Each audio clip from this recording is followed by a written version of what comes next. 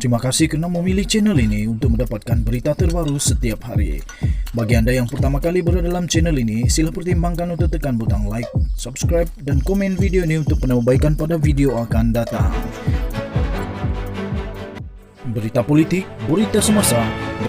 Salam sejahtera Malaysia, berita terkini.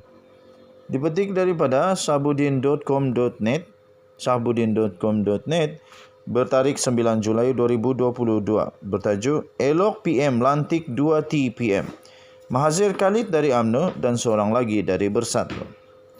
Sama ada wujud atau tidak perjanjian untuk melantik timbalan Perdana Menteri daripada Bersatu, beberapa perkembangan yang berlaku akhir-akhir ini nampaknya menjadikan Ismail Sabri Yaakob tidak lagi mempunyai banyak pilihan. Pilihan paling wajar diambilnya kini ialah mengisi jawatan timbalan Perdana Menteri itu dengan seberapa segera yang boleh. Lebih-lebih lagi dengan pengesahan Marzuki Mohamad, iaitu bekas Ketua Setiausaha Sulit Mahyadin Mat Yassin, ketika Presiden Bersatu itu memegang jawatan Perdana Menteri, bahawa perjanjian itu memang wujud dan telah ditandatangani pada 17 Ogos 2021. Membiarkan saja isu itu jadi perbualan tanpa tintik penamat langsung tidak membawa sebarang keuntungan.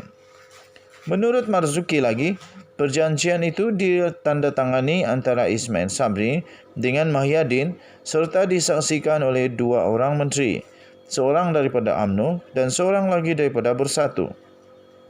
Rasa-rasanya saksi hidup daripada UMNO itu tidak lain dan tidak bukan adalah Anwar Musa, Menteri Komunikasi dan Multimedia Malaysia. Keperluan untuk Ismail Sabri mengisi jawatan itu sekarang ini sebenarnya lebih untuk meredakan ketegangan antara UMNO dan Bersatu yang timbul sejak kebelakangan ini dan bukan semata-mata untuk memenuhi perjanjian tersebut. Selain menuntut kerusi menteri yang kini dipegang Zuraidah Kamarudin, Bersatu secara tiba-tiba membangkitkan soal jawatan timbalan Perdana Menteri yang dikatakan wujud perjanjian mengenainya.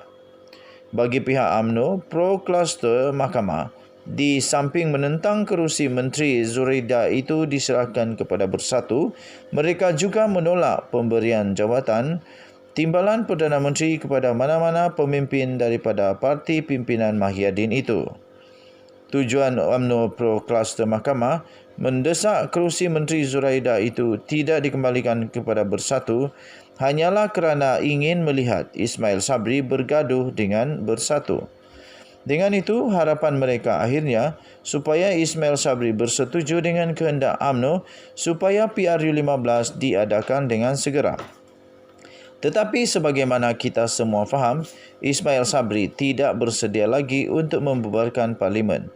Antaranya kerana situasi ekonomi belum begitu baik dan mood rakyat juga tidak memihak kepada kerajaan ketika ini.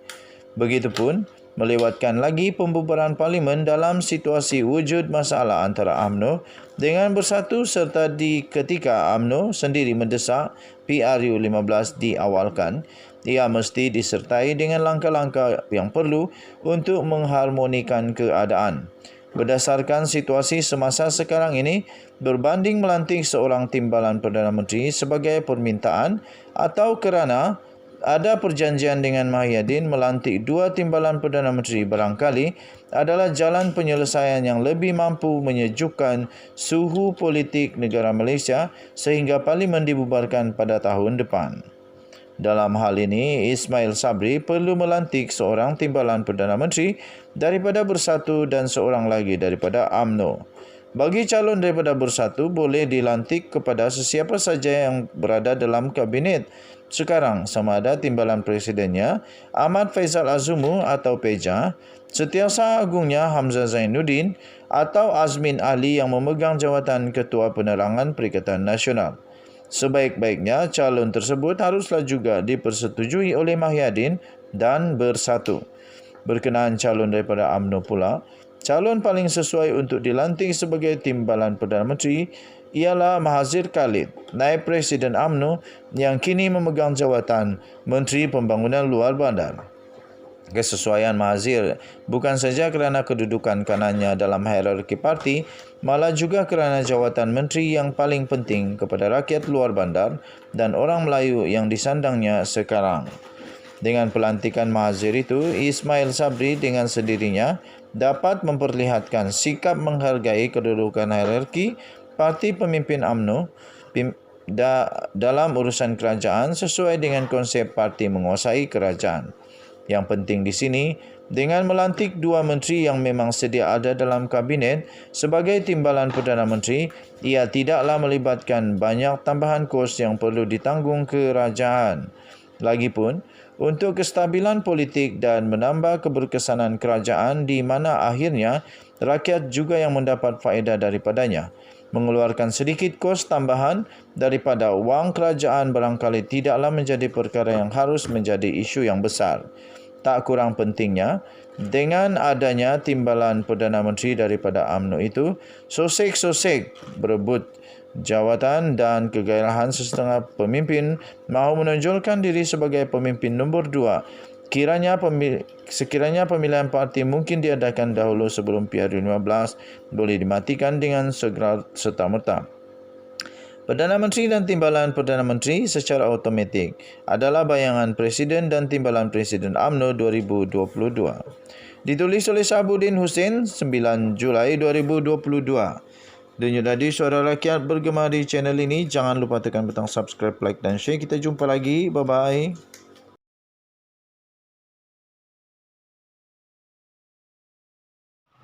Salam sejahtera Malaysia, tuan-tuan dan puan-puan yang dihormati sekalian. Denyut nadi suara rakyat bergema di channel ini. Sekarang yang heboh diperkatakan di seluruh media sosial adalah tentang satu artikel yang memang panas. Najib perlu masuk penjara. Najib perlu masuk penjara. Iaitu satu laporan daripada Asia Times yang mengatakan bahawa Tok Mat Hassan dalam satu wawancara, isi tersirat daripada Tok Mat Hassan mengenai hukuman penjara Datuk Seri Najib Tun Razak, iaitu Najib perlu masuk penjara. Tetapi selepas itu tuan-tuan dan puan-puan dinafikan.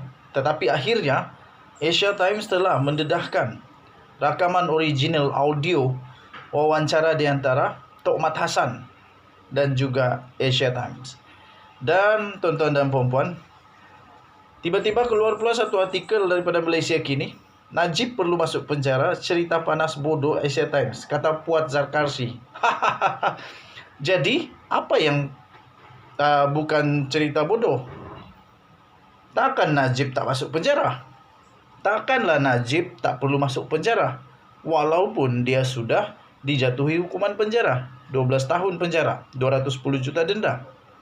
Saya fikir kalau Najib didapati bersalah di Mahkamah Persekutuan nanti, tak lama lagi, mau tak mahu, walaupun siapapun yang berkuasa, sama ada UMNO, BN atau Pakatan Harapan ataupun Perikatan Nasional, Najib tetap perlu masuk penjara.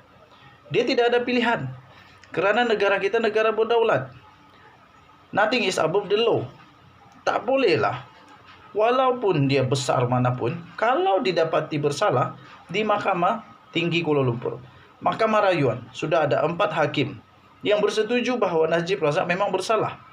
Malah di dalam penghakiman di hakim di Mahkamah Rayuan mengatakan Najib memang bersalah dan duit yang dia pakai itu tidak ada pun kepentingan untuk negara Malaysia, malah memalukan negara di sarentero dunia. Sekarang ini seluruh dunia dah tahu bahawa Najib bersalah. Malahan rakan-rakan Subahat Jolo juga sudah dipenjara di negara-negara Arab. Malah di United States of America, Roger Ng sudah dipenjara. Takkan Najib tak boleh dipenjara? Apa sebab Najib tak boleh dipenjara?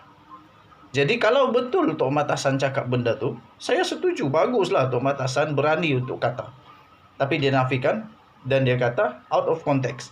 Tetapi Asia Times telah keluarkan rakaman tersebut, tuan-tuan dan puan-puan. Rakaman tersebut menyebut bahawa memang tak mau tolong Najib. Kalau dia perlu masuk penjara lah. Itu memang betul. Tahniah. Yang ini saya suka. Tetapi ahli Majlis Kerja Tertinggi UMNO, yaitu Muhammad Fuad Zarkasi, mempertahankan kenyataan daripada Timbalan Presiden UMNO, Muhammad Hassan, bahawa Najib Razak perlu masuk penjara terlebih dulu jika mau mendapatkan pengampunan. Jadi, apa yang betul? Takkan ini tak betul pula. Bagaimanapun, kata Muhammad Fuad, pandangan Muhammad telah diputar belit oleh Asia Times, menimbulkan cerita panas bodoh. Kesian Asia Times. Jelas Muhammad Fuad, apa yang berlaku, Najib tidak mahu memohon pengampunan dan mahukan perbicaraan yang adil dijalankan terhadapnya. Kata dia, logiklah apa Mat Hassan kata, Najib perlu masuk penjara kalau dia mahu minta pengampunan. Isunya, Najib tidak minta pengampunan. Najib mahu perbicaraan yang betul, yang adil. Belum habis lagi, kata Fuad Zarkasi. Tambahnya lagi, Najib tidak pernah minta pengampunan. Tidak ada kenyataan dari Najib. Tidak ada rekod Najib mohon di mahkamah. Bahkan, tidak ada surat kepada Yang di-Pertuan Agong minta pengampunan. Tetapi Asia Times menggunakan logik masuk penjara itu sebagai bahan cerita yang dispin untuk buat cerita panas bodoh. Katanya dalam satu hantaran di Facebook hari ini. Semalam, wartawan Asia Times Nick Kochan mempertahankan wawancaranya dengan Timbalan Presiden UMNO itu berikutan dakwaan bahawa laporannya mengambil kenyataan Muhammad di luar konteks. Katanya di Twitter, kami tetap dengan laporan kami. Bersama dengan pautan untuk memuat turun rakaman audio daripada wawancara itu. Dia siap bagi laporan. Dia siap bagi attachment. Attachment itu ialah satu interview ataupun wawancara. Wawancara dengan Najib Razak dan Asia Times. Bercakap kepada Malaysia Kini, Kochan mengesahkan rakaman itu adalah sahih dan berkata Muhammad sedar wawancara itu direkam. Dalam pada itu Muhammad Fuad berkata adalah tidak munasabah jika Najib meminta pengampunan sedangkan perbicaraan masih berjalan. Tidak munasabah Najib minta pengampunan. Perbicaraan Najib masih berjalan termasuk isu Hakim Nazlan ada konflik of interest. Anwar memang minta pengampunan. Dia dalam penjara. Nak keluar kena minta ampun. Minta ampun bermakna mengaku salah. Najib mahu perbicaraan adil. Tidak minta ampun pun katanya lagi. Tak apa, memang betul lah. Tapi kalau Najib kalah di Mahkamah Persekutuan, di sanalah kita tengok berapa lama Najib akan tiba-tiba buat mohon pengampunan. Anwar Ibrahim berapa tahun dia di dalam penjara baru dia mohon pengampunan. Kita tengoklah nanti. Kita tengok nanti berapa lama kalau Najib masuk penjara, berapa lama dia tahan di penjara dan minta pengampunan.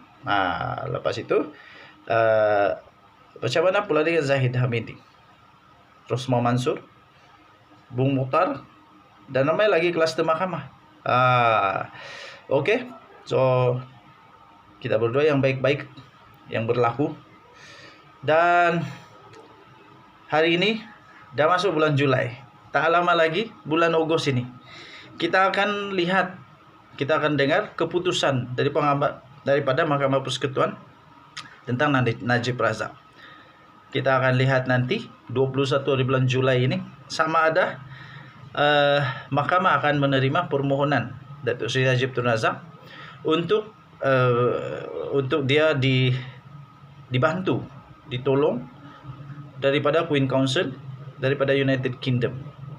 Kalau Queen Council ditolak, habislah sebab tinggal Muhammad Syafiq Abdullah sahaja. Tapi itu pun Muhammad Syafiq Abdullah sudah mengaku bahawa semua ini terlalu rumit bagi dia dan dia kata sendiri bahawa kes ini tak ada peguam di Malaysia yang lebih pandai daripada Jonathan Laidlaw.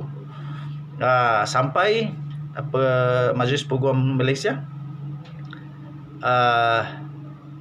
memberikan statement sebenarnya ada lebih daripada 20,000 peguam di Malaysia yang lebih layak. Lepas tu di mahkamah juga dikatakan peguam-peguam di Malaysia malah Tan Sri Syafiq Abdullah lebih layak, lebih pandai daripada Jonathan Laidlaw. Saya setuju.